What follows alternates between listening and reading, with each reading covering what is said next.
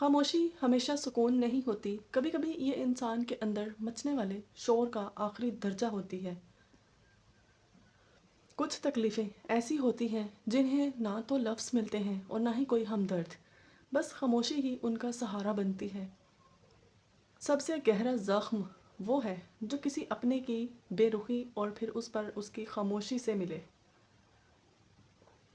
انسان تب نہیں ٹوٹتا جب سب اسے چھوڑ جائیں، انسان تب ٹوٹتا ہے جب وہ خود سے باتیں کرنا چھوڑ دے۔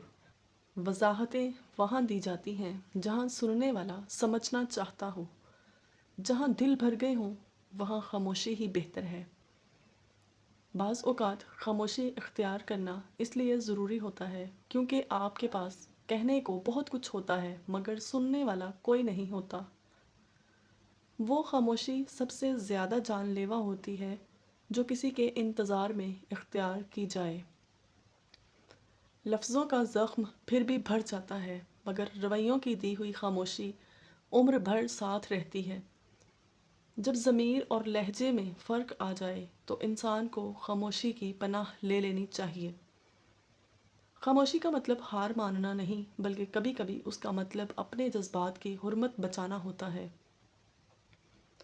دنیا کا سب سے لمبا سفر وہ ہے جو آپ نے ایک خاموش کمرے میں اپنے خیالات کے ساتھ طے کرنا ہوتا ہے۔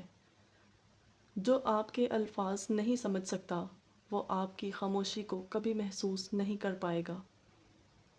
تنہائی بری نہیں ہوتی، بس اس میں کسی کی کمی کا احساس اسے تکلیف دہ بنا دیتا ہے۔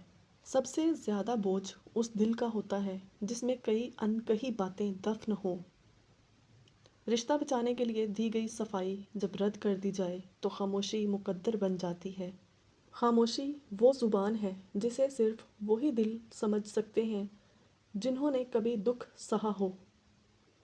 کبھی کبھی ہم کسی کے لیے اتنے اہم نہیں ہوتے جتنا ہم اپنی خاموش محبت میں فرض کر لیتے ہیں۔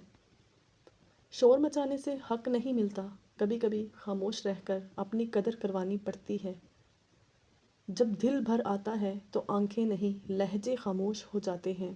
زندگی میں ایک وقت ایسا آتا ہے جب انسان کو تنہائی اور خاموشی سے محبت ہو جاتی ہے کیونکہ وہاں کوئی جھوٹ نہیں ہوتا،